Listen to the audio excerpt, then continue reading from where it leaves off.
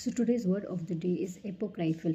एपोक्राइफल L से ख़त्म हो रहा है, पार्ट ऑफ स्पीच में एडजेक्टिव है ये, ठीक है जी। और इसका मतलब होता है कि बेसिकली एक ऐसी स्टेटमेंट या फिर एक ऐसी स्टोरी जो वाइडली सर्कुलेट तो हो रही है न्यूज़ चैनल्स पे, न्यूज़पेपर्स में, बट अब फिर भी उसको उस पर संदेह कर रहे हो कि ये सही है, कुछ तो गड़बड़ चल रही है, कहीं ये मिथ तो नहीं है ना, एक तरीके से। सो सिनोनिम्स देख लेते हैं। जैसे एग्जाम्पल के लिए भी धर्मेंद्र सर, सनी देओल के जो फादर हैं, उनकी डेथ की अफवाह उड़ी थी, है ना, कि उनकी डेथ हो गई थी। बड़े बड़े न्यूज़ चैनल्स ने उनकी डेथ की बात कर दी थी। इनफैक्ट एक मेरे जिनको मैं जे के लिए फॉलो करती हूँ, उन्होंने तक शॉट डाल दिया था कि नहीं, बट ठीक है जो भी था। तो इट वॉज अ एपोक्राइफल, ठीक है। वो एक ऐसी स्टेटमेंट या एक ऐसी स्टोरी चलाई गई थी जो दुनिया भर में पब्लिश तो की गई थी, बट वो सही नहीं थी, है ना।